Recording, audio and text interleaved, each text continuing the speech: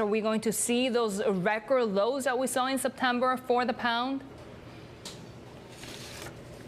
I don't think so. I think we did have a bit of an aberration that spiked down to 103.50, but I do think, as you say, sell the rallies certainly below 110 multi-day, multi-week. Really, what we have had in the past few days is a reversal of what many people thought, certainly markets thought was quite foolish, fiscal proposals for a country that's running very substantial deficits and has very large current account deficits too, so that's important to remember. The UK is reliant on borrowing money from the rest of the world. It needs the rest of the world to help it fund its trade and current account deficits, and so it needs to be attractive, and so to be just issuing more debt upon more debt was very dangerous. So what we've had is the reversal there, but the big picture remains broadly the same, that you've got inflation should be confirmed probably about 10% coming out later today, an economy that the Bank of England months ago said was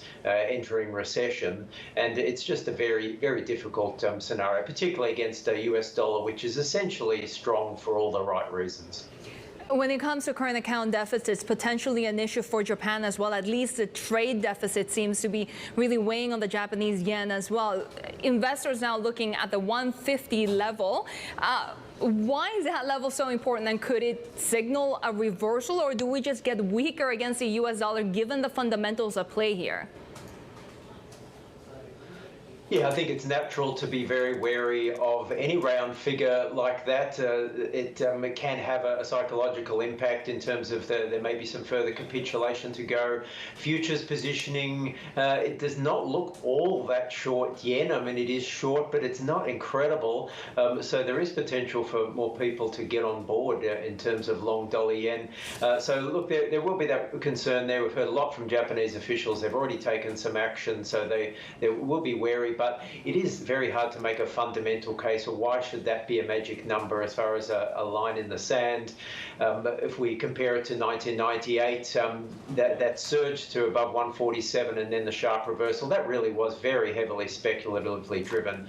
This time, I think it's just a very unusual, huge interest rate divergence between the US and Japan. It won't last forever, but short term, it's probably not going to turn around.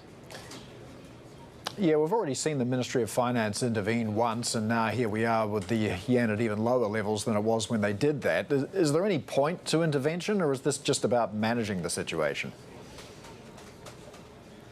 Yeah, look, I don't think there's much point to it. I said that before they finally took action. I was a bit surprised, really, philosophically. This administration has been very much determined for markets to be, or for the yen to be market-based, and I don't think they've got a huge amount of support in terms of a G7, G20 for the action. But it's more, I guess, just keeping the market honest as far as the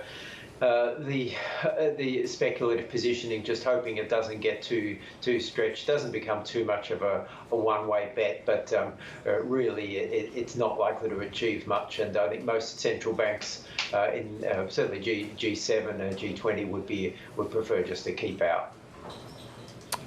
Yeah, what do you make of this decision by Chinese officials as well to delay the release of GDP data, other data as well? I mean, it could mean nothing, it could mean everything. Is this a reason to walk away from commodity currencies? Yeah, well, good question. Look, it's very hard to see why it would be positive, and particularly being cancelled just ahead of the release. So the consensus was for a much better quarter. So in terms of a rebound from the Q2 COVID pressures there. So you would think that it is a bad sign in terms of the GDP and also the monthly September activity data. So that's something the markets will be uneasy about. We're still waiting for the trade numbers too, which have been actually for the most part pretty strong. So it's not a good look by any standards. But you're right to point to commodity currencies, because there's not a huge amount of point trying to play the yuan as far as weakness. If you want a currency to play, it usually ends up being the Aussie dollar, maybe the Kiwi, but probably the Aussie, and that's certainly been a big factor in the Aussie underperformance in recent weeks, that it is used as a proxy for Chinese growth.